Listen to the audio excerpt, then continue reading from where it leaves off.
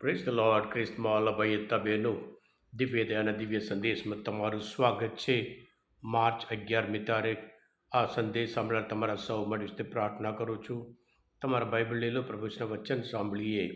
માતીનો ગ્રંથ 5મો અધ્યાય 17થી 19મી કલમ સુધી.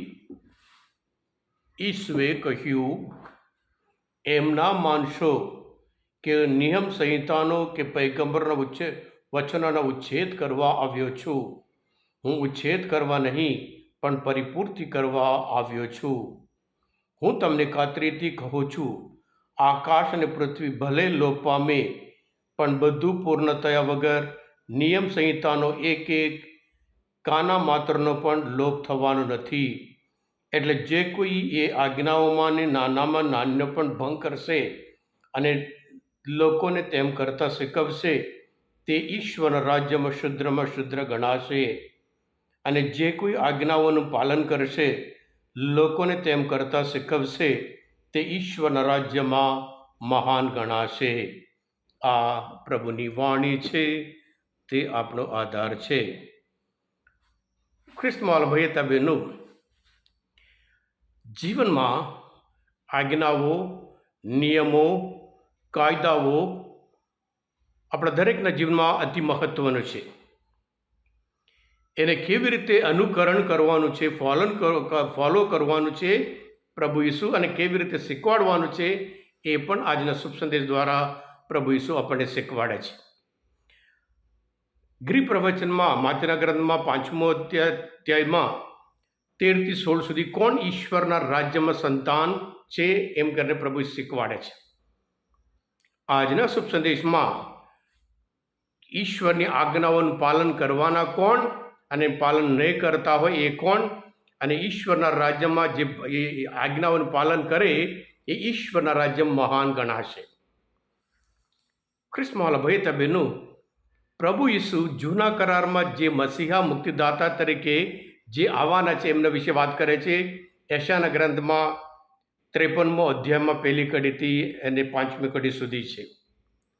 અને પ્રભુ ઈસુ કહે છે કે એમ ના માનશો, હું તો નિયમ સંહિતાનો કે પૈગંબરોનો વચનનો ઉચ્છેદ કરવા આવ્યો છું, પણ પરિપૂર્તિ કરવા આવ્યો છું.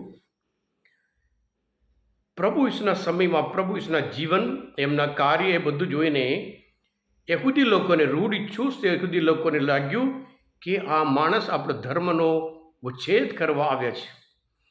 યહૂદી લોકો માટે મોસે જે જે આજ્ઞાઓ, જે નિયમો આપ્યું હતું, એમના જીવનમાં મોટામાં મોટા છે. એમની આજ્ઞાઓનું જે પાલન કરે એ શાશ્વત જીવન પ્રાપ્ત કરશે. પ્રભુ ઈસુના જીવનમાં એ લોકોએ શું જોયું?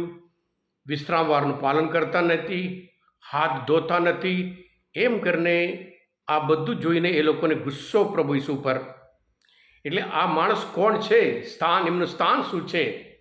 એટલે પ્રભુ ઉલ્લેખ કરે છે કે પૈગંબરોના કે મોસેના નિયમોનો નિયમ સંહિતાનો જે છે એ બધું પરિપૂર્તિ કરવા આવ્યો છે. એ લોકો જે કહ્યું છે એની પરિપૂર્તિ કરવા, એટલે ફૂલફિલ માટે આવ્યા છે.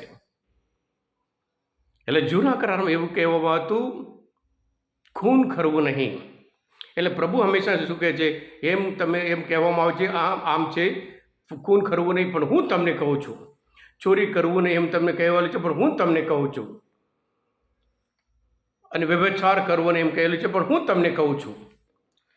પણ પ્રભુ ઈસુનો જે ઊંડો અર્થ સમજાવે છે, પણ એ લોકો એ સમજવા તૈયાર નથી.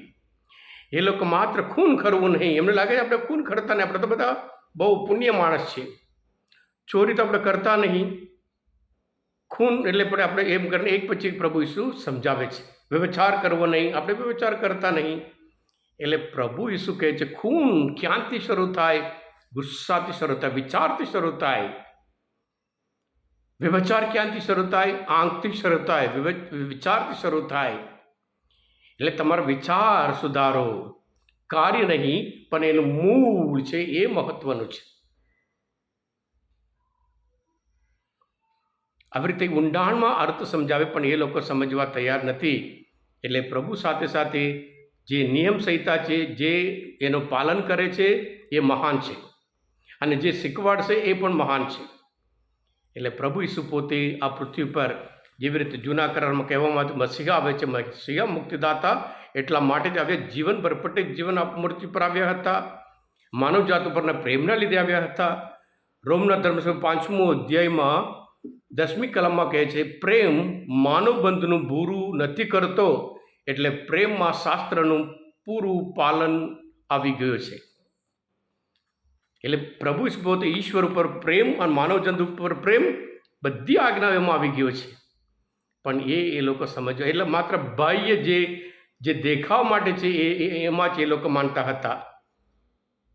એટલે જે ઊંડાણમાં પ્રભુ સમજાવતા હતા એ લોકો સ્વીકારવા તૈયાર નથી. એના લીધે પ્રભુ ઈસુનો વિરોધ કરતા હતા. પ્રભુ ઈસુ પણ, અરે તમે તો દંભ છો, પાખંડ છો, તમે નાટક કરો છો એમ કરીને બહુ સ્ટ્રોંગ વર્ડમાં. કારણ એ લોકો બોલે છે કંઈ, કરે છે કંઈ, વિચાર અલગ, ઉચ્ચાર અલગ અને આચાર અલગ. પ્રભુ શું કહે છે, શુદ્ધ વિચાર, શુદ્ધ ઉચ્ચાર અને શુદ્ધ આચાર કરો, જેથી કરી આપણે ઈશ્વરના રાજ્યમાં સંતાનો બની શકીએ. હા કૃષ્ણમાલા ભાઈ બહેનો, આજના માનવચંદન શાસ્ત્ર પર સમજવા માટે, પ્રભુને ઓળખવા માટે બધું તૃપ્ત હોય. તમે પોતે દિવ્ય દયાના દિવ્ય સંદેશ સબસ્ક્રાઈબ કરજો અને બીજા માટે પણ ફોરવર્ડ કરજો, કારણ તમે બધા આશીર્વાદિત છો, અભિષિક્ત છો. પ્રભુ ઈસુ, હું તમારામાં વિશ્વાસ રાખું છું. બોલો દિવ્ય દયાનો જય. God bless you all. Jesus, I trust in you.